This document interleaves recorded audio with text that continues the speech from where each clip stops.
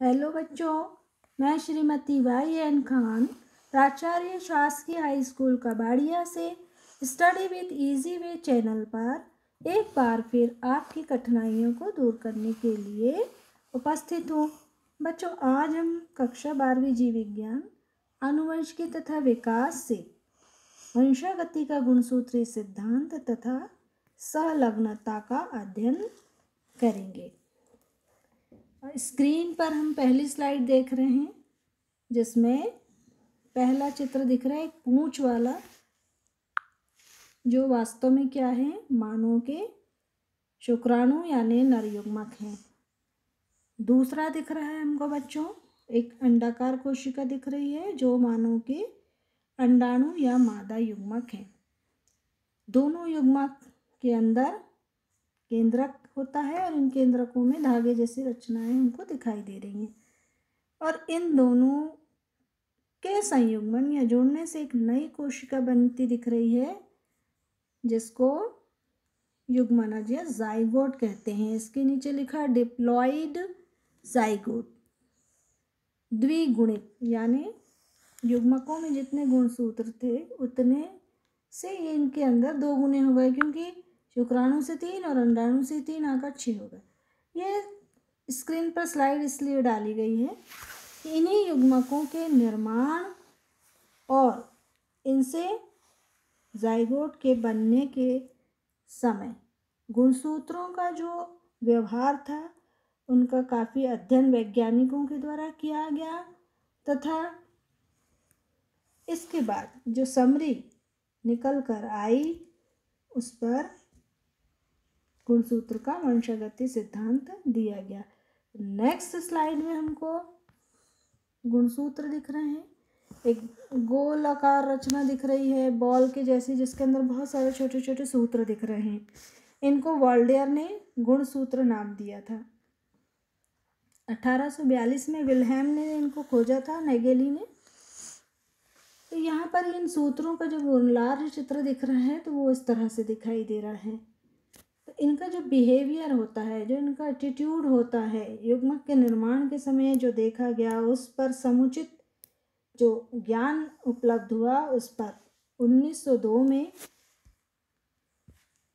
Sutton एवं बावेरी ने सिद्धांत का प्रतिपादन किया। इस सिद्धांत का मूल भाव क्या था? गुणसूत्र आनुवंशिक गुणों के वाहक होते हैं। अभी तक हमने क्या पढ़ा था मेंडल के नियमों तक कि जो कुछ कारक होते हैं, जो मेंडल के नियमों को पढ़ा था, प्रभाविता का नियम, अप्रभाविता का नियम, उसमें लक्षणों की वंशागति किसके द्वारा दिखाई गई थी? कारकों के द्वारा। किंतु कारक क्या होते हैं, कहाँ होते हैं, कैसे होते हैं, इसका ज्ञान नहीं था। गुणसूत्रों के खोज के बाद ये चीज़ निकल कर आई कि गुणसूत्र ही आनुवांशिक गुणों के वाहक होते हैं। अब इस सिद्धांत के प्रमुख बिंदु हम देखते हैं। पहला बिंदु, युग्मक 2 पीढ़ी के बीच सेतु का कार्य करते हैं। ओके, आनुवंशिक सूचनाएं युग्मकों के द्वारा ही अगली पीढ़ी में जाती हैं, और यह सूचनाएं कहाँ होती हैं? युग्मकों के केंद्रक में निहित होती हैं। अगला हम इसको चित्र से देख सकते हैं। पहले स्लाइड में भी हमने यही देखा था, यहाँ भी वही दोनों युग्मक देख रहे हैं। युग्मकों के केंद्र में गुणसूत्र देख रहे हैं। दोनों युग्मक मिलके अगली पीढ़ी में लक्षणों को गुणसूत्रों के माध्यम से स्थानांतरित कर रहे हैं, यानी आनुवंशिक गुणों का एक माता से आया है शुक्राणु, और अंडाणु माता से, शुक्राणु पिता से, दोनों मिलकर एक नई पीढ़ी में सेतु का निर्माण कर रहे हैं, ब्रिज बना रहे हैं, तो अगली पीढ़ी उत्पन्न हो रही है। ठीक है, इसका बिंदु जो है, युग्मक बताते कि केंद्रक में होते हैं गुणसूत्र, तो यहाँ दिख रहे हैं, ये केंद्रक दिख रहे हैं, और इन केंद्रकों में धागे जैसी रचनाएं दिख रही हैं, जो कि गुणसूत्र हैं। गुणसूत्र दिख रहे हैं, 3 और 3 और डबल होगा 6, जाइगोट बन गया। तो जितनी भी आनुवांशिक सूचनाएं थी इन गुणसूत्रों के माध्यम से कहाँ चली गई? जाइगोट में, युग्मनज में, अब इस जाइगोट से एक नए संतान का निर्माण होगा।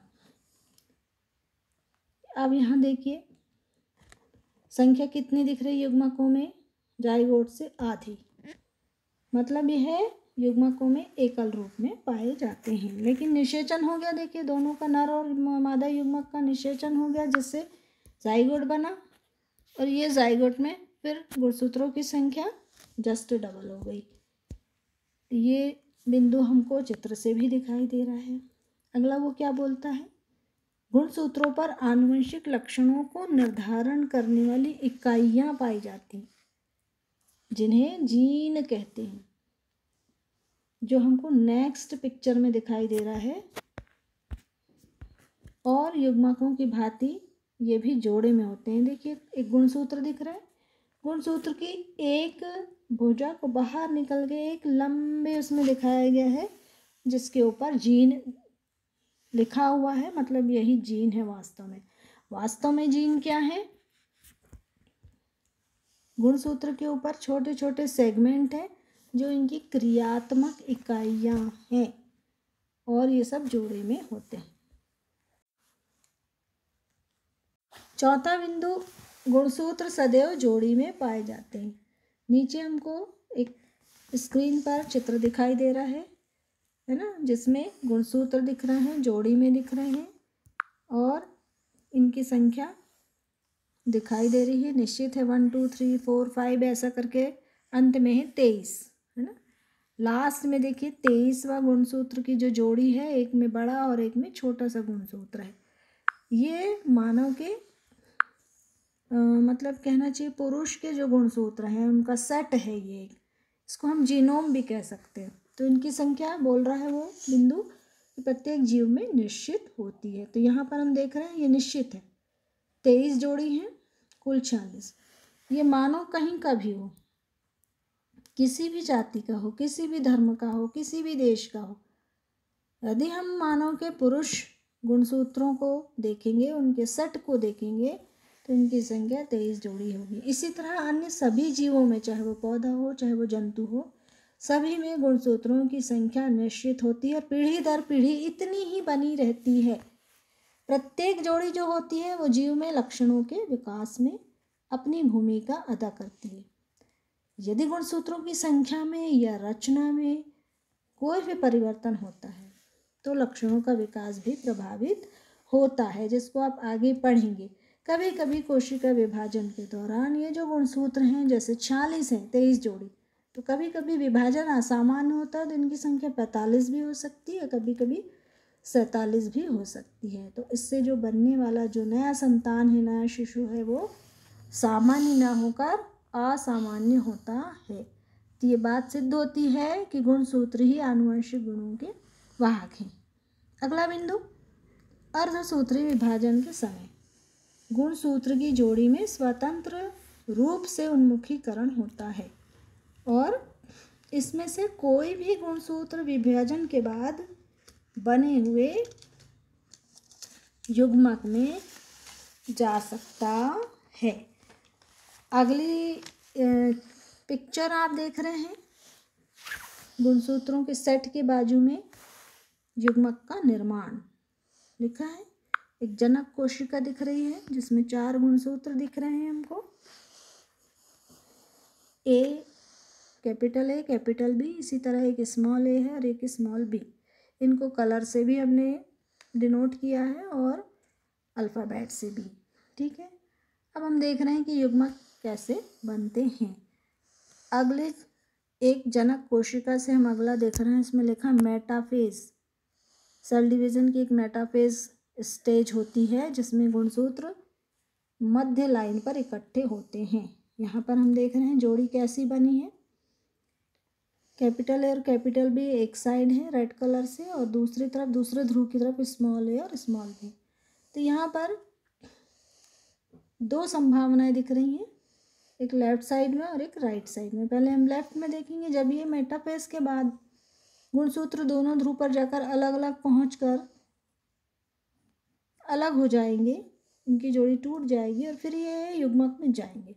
यहाँ हम क्या देख रहे हैं, पहली संभावना में पहले युग्मक में कैपिटल ए कैपिटल बी गया है, मतलब ये कैपिटल ए और बी ऊपर हैं तो ये ऊपर वहीं से ऊपर की ध्रुव की तरफ बढ़ेंगे और नीचे स्मॉल ए स्मॉल बी इधर ध्रुव की तरफ बढ़ेंगे तो ये एक कोशिका में जाएंगे, एक युग्मक में आएंगे।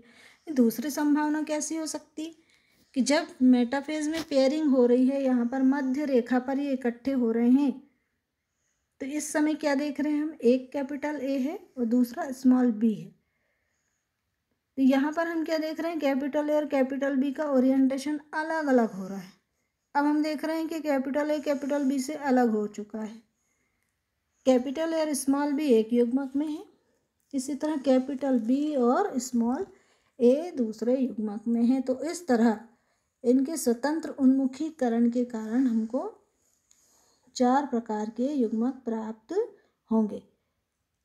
ये जो युग्मक थे मेटाफेज के बाद जब अलग हुए एनाफेज में, तो ये स्वतंत्र थे कि किसी भी युग्मक में कोई भी गुणसूत्र जा सकता है, और ये हमें चित्र के माध्यम से स्पष्ट दिखाई दे रहा है। अगला बिंदु 6वां, समजात गुणसूत्रों के बीच। नीचे स्लाइड में दिख रहा है, चित्र दिखाई दे रहा है, समजात गुणसूत्र दिख रहे हैं, एक लाल और एक ब्लू और एक रेड। ये हैं समजात गुणसूत्र, है ना। तो ये हम देख लिए कि समजात गुणसूत्र क्या होते हैं। ये समजात गुणसूत्र के बीच खंडों का आदान प्रदान होता है, जिसे जीन विनिमय कहते हैं। इस प्रकार जीन विनिमय के बाद बने युग्मक तथा इनके संयुग्मन से बने युग्मनज यानी वही जाइगोट में जीन्स का स्वतंत्र अपव्यूहन सुनिश्चित होता है। तो ये चित्र में हम ये दिखाने का प्रयास कर रहे हैं कि जीन विनिमय क्या है। शॉर्टकट में हम उस बिंदु को पढ़ते हैं, उसके साथ ही साथ हम उनको समझेंगे, तभी हमको ये बिंदु याद होंगे। यहाँ हम देखें 2 समजात गुणसूत्र हैं। हमेशा पहले पेयरिंग करते हैं तो इनके आमने सामने की जो भुजाएं हैं ये आपस में इस तरह से जैसे दिख रही हैं, एक नीली भुजा और एक लाल भुजा आपस में पेयरिंग के समय आकर के क्रॉस के रूप में जुड़ती हैं, जिसको हम कियाज़मा कहते हैं। कियाज़मा का निर्माण एक्स की भांति दिख रहा है या इंटू की भांति दिख रहा है चिन्ह, और इसके बाद ये गुणसूत्र क्या होते हैं, अपने अपने तरफ इनमें रिपल्सन होता है। रिपल्सन होता है मतलब ये दूर हटने लगते हैं, पहले आके जुड़ते हैं और फिर दूर हटते।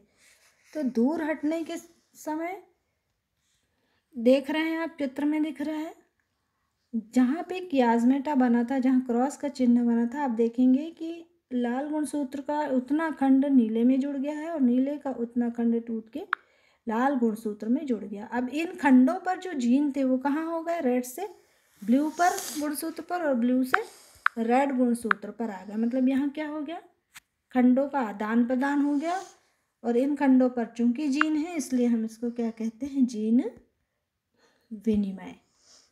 और अब ये जब हटके जब गुणसूत्र अलग होकर युग्मक निर्माण करेंगे तो ये युग्मक में जाएंगे और इनसे फिर युग्मनज का निर्माण होगा।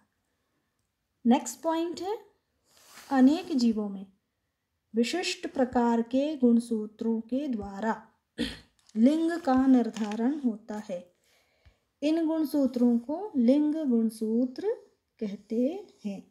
इन्हें एक्स, वाई, डब्ल्यू तथा जेड से व्यक्त करते हैं।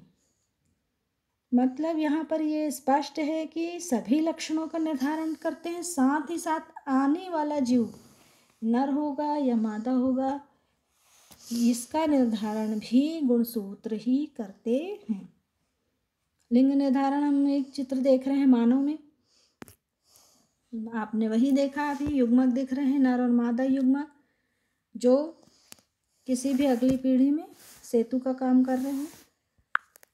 शुक्राणु 2 प्रकार के होते हैं, इनके अंदर 2 प्रकार के गुणसूत्र होते हैं, एक्स और वाई। आपने यदि ध्यान से देखा होगा, ध्यान से वीडियो को सुनेंगे देखेंगे तो इसकी पहली स्लाइड में जब मैंने नर या पुरुष का गुणसूत्र का एक सेट दिखाया था, तो जो अंतिम था 23वां, उसमें एक छोटा और एक बड़ा था। जिनको हम एक्स और वाई से डिनोट करते हैं। लेकिन जब हम मादा का सेट देखते हैं तो उसमें अंतिम जो लिंग गुणसूत्र हैं वो एक जैसे होते हैं, इसलिए उनको एक्स और एक्स नाम दिया जाता है। तो अंडाणु जो बनते हैं हमेशा सभी में एक्स एक्स गुणसूत्र हैं, चित्र में दिख रहा है आपको।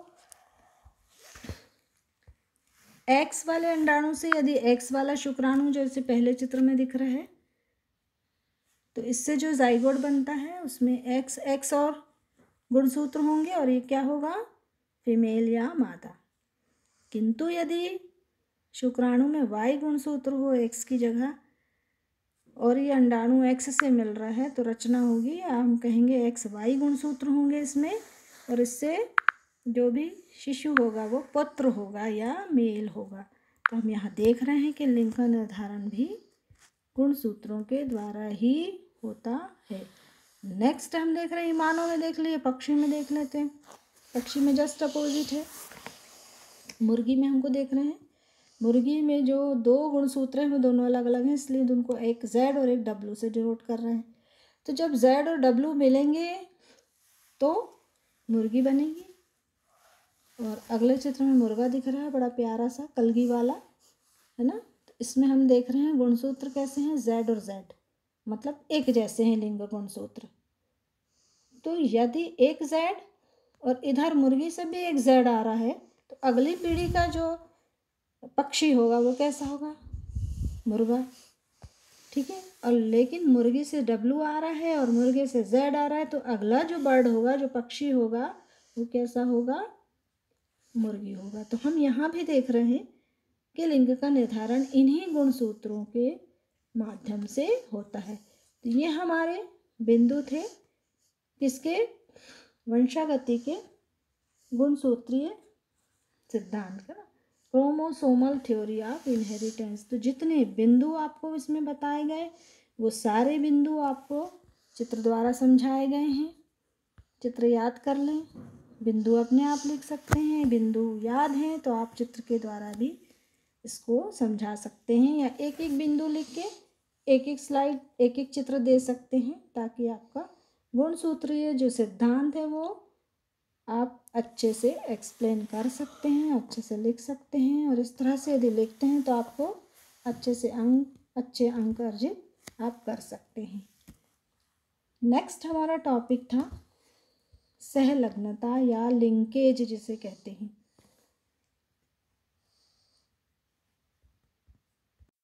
एक ही गुणसूत्र पर उपस्थित जीनों में यह प्रवृत्ति होती है कि वे मौलिक संयोजन में रहे तथा एक ही युग्मक में साथ साथ प्रवेश करें।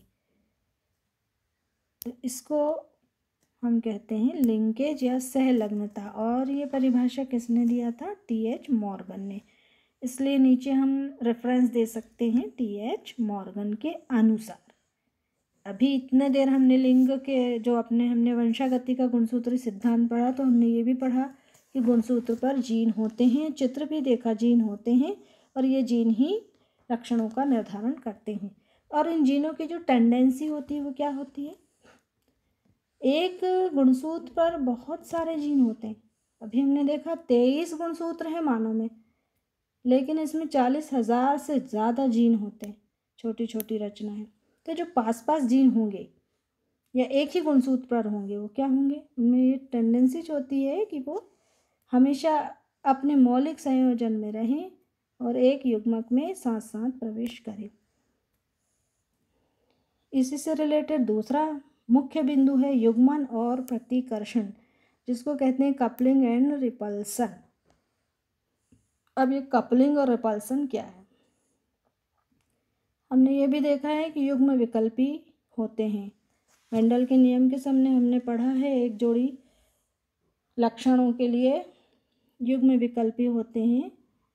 तो युग्म विकल्पियों के साथ रहने की जो प्रवृत्ति है उसको कपलिंग, यानी कपल यानी साथ में युग्मन, और ये अलग अलग रहने की यदि प्रवृत्ति है तो उसको क्या कहेंगे, सीधी सी बात है प्रतिकर्षण। जैसे हम ध्रुवों में देखते हैं, चुंबकों में देखते हैं, प्रतिकर्षण भी होता है आकर्षण भी होता है ना। इसी तरह यहाँ पर हम देख रहे हैं कि जो गुणसूत्र हैं या जो जीन हैं इनमें भी साथ रहने की प्रवृत्ति होती है, इसको हम कपलिंग कहते हैं। दूर हटने की, अलग अलग रहने की प्रवृत्ति को प्रतिकर्षण कहते हैं। और ये सीधी सी बात है कि जो भी जीन पास पास लगे होंगे या निकटवर्ती होंगे उनके अलग अलग होने की संभावना कम होगी, और एक दूसरे से दूर स्थित होंगे तो पृथक्करण की संभावना अधिक होती है। यही सहलग्नता का आधार है। लिंकेज ग्रुप मतलब सहलग्न समूह, सहलग्नी जीनों के समूह को सहलग्न समूह कहते हैं। किसी जाति विशेष में सहलग्न समूहों की जो संख्या है वो क्या मानी गई है? जितने गुणसूत्र हैं उनके जोड़ों की संख्या के बराबर। एग्जाम्पल से जल्दी समझ में आता है, जैसे मटर में 7 जोड़ी गुणसूत्र होते हैं, तो लिंकेज ग्रुप भी कितने होंगे? 7। मानव में कितने होते हैं गुणसूत्र? कितने होते हैं? 23 जोड़ी। तो उनके लिंग, उनका जो सहलग्न समूह है वो कितना होगा? 23 होगा।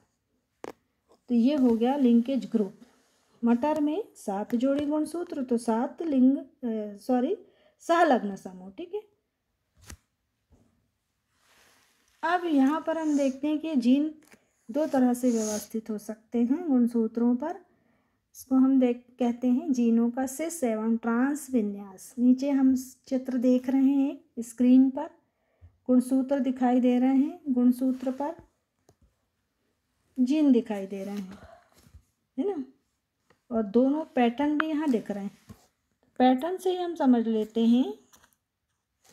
पहला है सिस, है ना, सिस यानी capital A capital B oblique small A और स्मॉल बी ऊपर दिख रहा है, और फिर गुणसूत्र बने हुए हैं जिसमें ए जीन और बी जीन, इसके दूसरे समजात गुणसूत्र पर उसके अप्रभावी हमको युग्म विकल्पी दिखाई दे रहे हैं।